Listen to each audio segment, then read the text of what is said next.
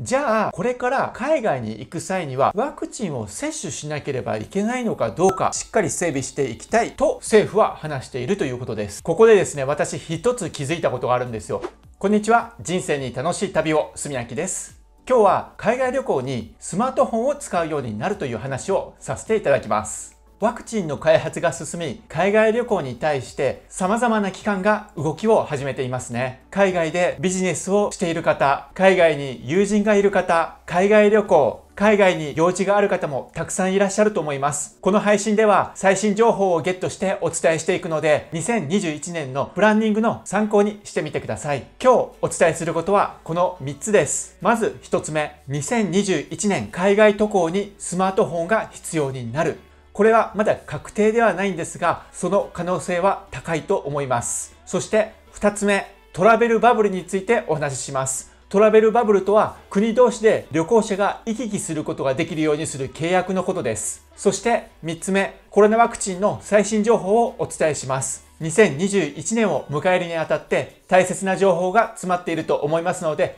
ぜひ最後まで見てみてください。このチャンネルでは海外のこととか旅のこととか海外の最新情報などいろいろお話ししています。これからもいろいろ役立つ情報をお伝えしていきますので、ぜひチャンネル登録してみてください。それではまず一つ目、海外渡航にスマートフォンが必要になるかもという話です。スマートフォンのアプリを使うというそういった話になってくるんですが、こちらの記事を見てみてください。12月1日、経済産業ニューストラベルボイスの記事になります。コモンパスというアプリ、こちらは2020年10月の初旬から試験運用が始まっているということです。このコモンパスの仕様なんですが、旅行者の新型コロナウイルス検査結果を保存することができるということです。12月から採用する航空会社がすでに決まっていまして、ルフトハンザ航空ですとか、ユナイテッド航空、バージンアトランティック航空などが採用しているということです。これはですね、多分なんですが、海外に行く際には空港に行ったらスマートフォンのコモンパスというアプリに検査結果が入っているので、そちらを提示して飛行機に乗れる、そういった形のものではないかと思います。そしてもう一つのアプリなんですが、こちらは国際航空運送協会 IATA というところがあります。この IATA というのは様々な航空会社が登録をしている団体で、航空運賃やチケットの発券ルールを決めている団体になります。この IATA が IATA トラベルパスというアプリの開発をしているんですね。そしてもう最終段階に入っています。この IATA トラベルパスに関してなんですが、2020年の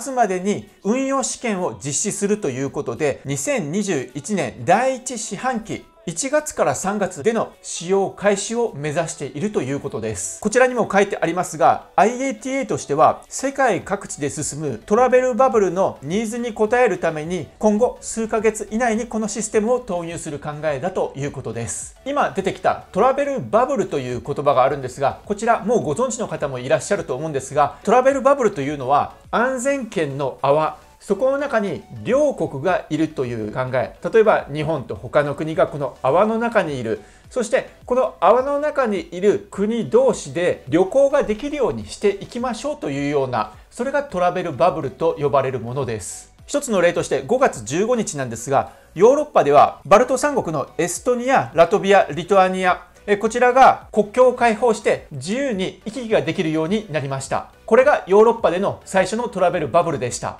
実はアジアでもトラベルバブルどんどんやっていこうという動きもあったんですね。ただ冬になりコロナの勢力が強くなってきているということ、また日本でもコロナ患者が増えてきていること、そういったこともあり、アジア諸国での日本人の入国規制が強められてきているので、これらのトラベルバブルは来年に延期されたりしているような状況でございます。ただ来年の頭ぐらいからまたトラベルバブルの動きが出始める可能性もあるので、そちらの情報が入ってきましたらまた動画でお伝えできればと思います。それではですね、この IATA のトラベルパスというのはどういったものなのかということ、そちら記事を見ていきたいと思います。こちらは11月30日トラベルジャーナルオンラインの記事になります。IATA は新型コロナウイルス感染症の対策として、乗客が感染していないことを証明するモバイルアプリの運用を進めています。世界でワクチンの承認に向けた動きが加速してきているので、ワクチンを接種しているかしていないかなどを含めた乗客の記録を管理することで、安全に各国の国境を開放していく、それが目的だということです。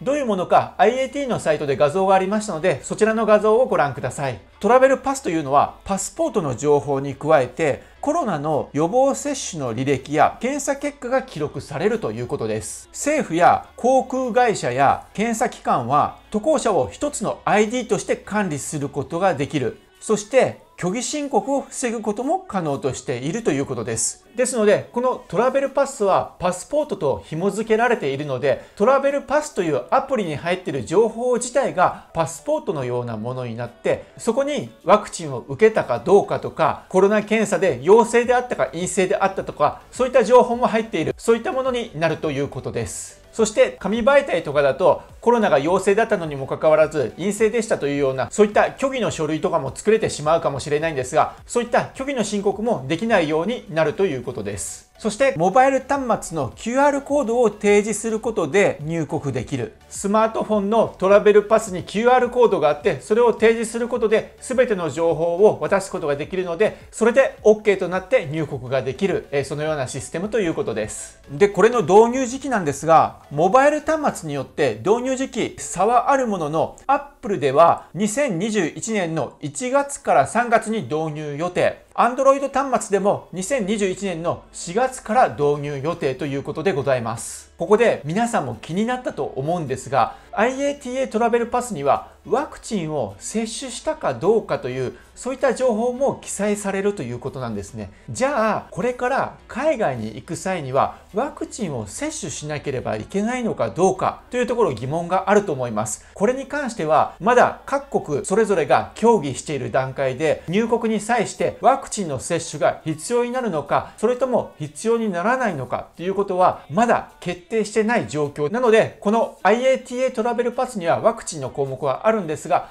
ワクチンを受けてないというようなそういった情報が入っていても入れる国は出てくるんじゃないかなと私は予想しています。そして気になるワクチンの情報です。前回の動画の最後の方でもお伝えしましたが、もしかするとワクチン接種は免れない可能性もあるんじゃないかなと私は思っています。その場合なんですが、ワクチン情報はすごく大切になってきます。そこでこんな記事を発見しました。12月の3日 NHK の記事になります。新型コロナワクチン複数回数接種は同じメーカーでというようなタイトルなんですが、こちら記事を読まさせていただきます。新型コロナウイルスワクチンについて接種が2回必要な場合は同じメーカーのワクチンを打ってもらえるような形で考えており、安心して打ってもらえるようしっかり整備していきたいと政府は話しているということです。ここでですね、私一つ気づいたことがあるんですよ。そちら次の記事を読み上げてお話しさせていただきます。複数回接種のワクチンについて互換性が確立していない場合は、異なるメーカーのワクチンを接種することは推奨されないと承知していると述べたとあります。まずこの2回打たなければいけないワクチンに関してなんですが、ファイザーというところが出しているワクチンは2回接種する必要があるようなんですね。なのでこのことを言っていると思うんですが、例えば1回目にファイザーのワクチンを接種しました。そして2回目はファイザー以外のところの会社のワクチンを接種する。そういったことはないようにする。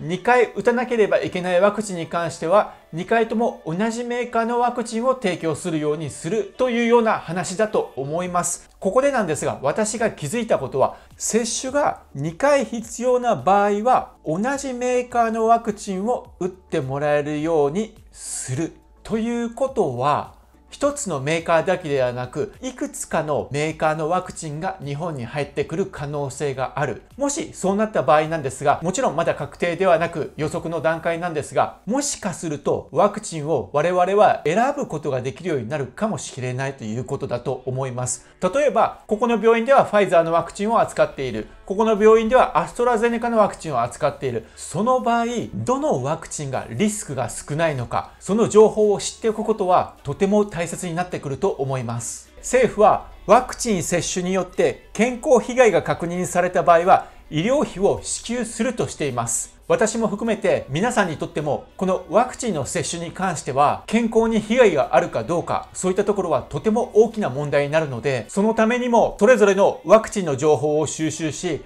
どのくらい安全性があるのか、どのくらいリスクがあるのか、また副作用や後遺症などは出ているのか、そういった情報を収集するのはとても大切になってくると思います。そういった情報も収集し、随時発信していこうと思いますので、ぜひチェックしてみてください。今回は2021年海外旅行にスマートフォンを使うようになるというテーマでお話をさせていただきました。まず一つ目はスマートフォンを使ったアプリによって海外渡航が可能になっていく可能性が高いという、そういった話をさせていただきました。そのアプリを使うことによってだんだん国境が開放されていく、そういった国も徐々に出てくるのではないかと期待されます。そして2つ目、トラベルバブルについてお話をさせていただきました。今年度は残念ながら日本にもコロナの第3波が来ていることにもなり、海外渡航、海外旅行、そういったものはなかなか行けないような状況になってしまいましたが、2021年、またトラベルバブルを各国で実施しようという動きが出てくると思いますので、こちらも分かり次第随時配信していきます。そして3つ目、ワクチンに関して、もしかするとワクチンの接種に関しては将来的に我々はどこの会社のワクチンを打つかということを選べるようになる可能性もあるという話をさせていただきました。まだこちらは推測の状態ではありますが、そういった状況になった時のためにワクチンの情報もいろいろ調べておく必要があると思いますので、そちらも情報が入ってき次第随時配信させていただきます。今回も動画を見ていただいてありがとうございます。それではまた次の動画でお会いしましょ